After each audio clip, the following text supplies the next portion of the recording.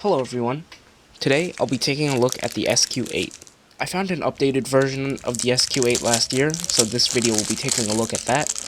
This camera came to me just wrapped in plastic, there were no other accessories. Taking a look at the camera shows that the front has the 6 infrared LED lights, and the top left corner has the microphone.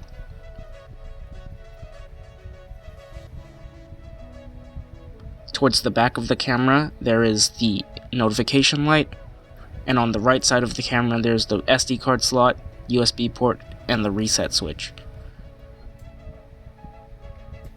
There's nothing on the bottom, and the top has the on-off button and the mode button. This camera takes micro SD cards up to 32 GB, but I'm pretty sure that any SD card formatted to FAT32 will work as well. To turn the camera on, you hold the on-off button until the blue light turns on. After the blue light flashes once, that means you are in standby mode. Pressing the mode button will turn on 1080p mode. Pressing the mode button again will take you into photo mode. And finally, pressing the mode button one more time will take you back into 720p mode. To take photos or videos, press the on-off button while in any standby mode. To stop recording, you press the on-off button. In order to enable night vision, or to turn on the infrared lights, you hold the on-off button for around 3 seconds, after which only the red light will flash. If the camera encounters any errors, such as low battery or no SD card, both lights will flash on and off, and then the camera will turn off. In order to adjust the time on this camera, there is a text file on the root of the SD card. Here you can adjust the year, the month, the date, and the time. You can also change whether or not you want a timestamp on your photos and videos. This camera has cycle recording permanently turned on.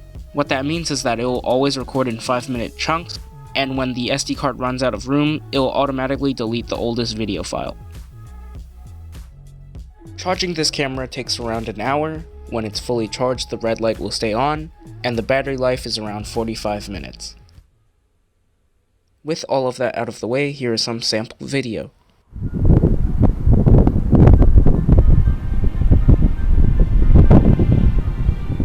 In broad daylight, this camera struggles with colors. As you can see, this grass is washed out, and the trees on my left have purple leaves.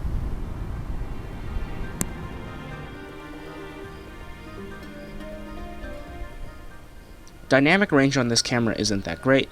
When I'm facing the sun, the scene is underexposed, but when the scene is properly exposed, the sky is blown out.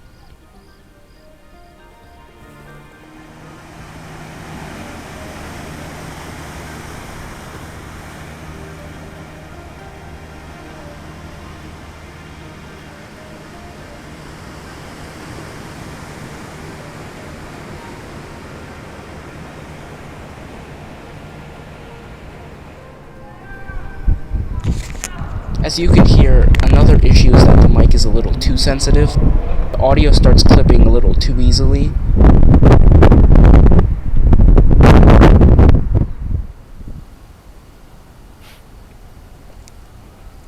Audio test, 1 2 1 2. How do I sound? Can you hear the crickets?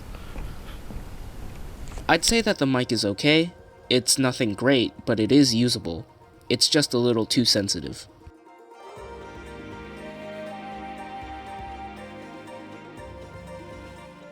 I've never used the 1080p mode for this camera because I feel like it doesn't make any difference in actual video quality. Now here I have them side by side so you can determine for yourself if 1080p mode is actually better.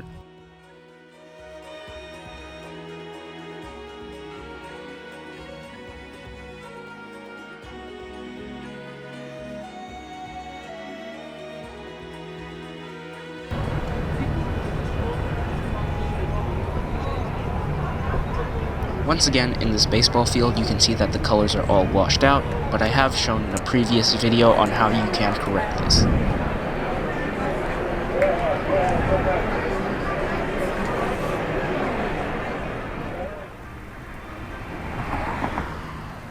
Here, I try the night vision mode, and this camera doesn't like to be in low light.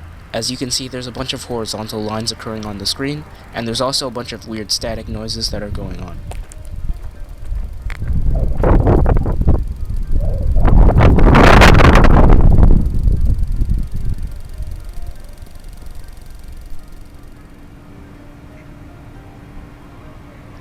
As you can see, this camera doesn't do that well in low light. Once again, the horizontal lines are back, and anything that isn't well lit is pretty hard to make out.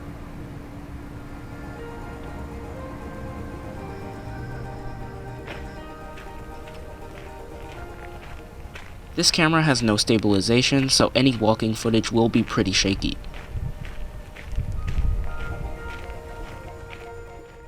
I mentioned earlier that this is a new version of the SQ8, so now I'm going to compare my new version with my old version.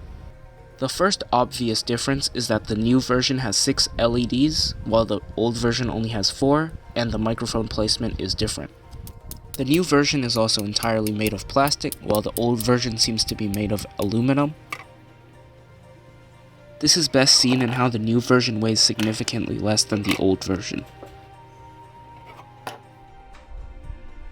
The newer version is also slightly larger than the older version.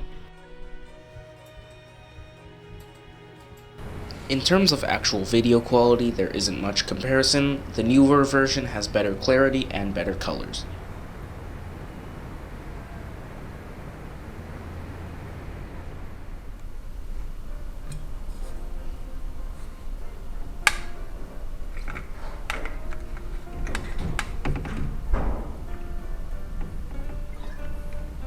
Overall, I can recommend this camera. For the price range, now I paid $10, the qualities are good enough.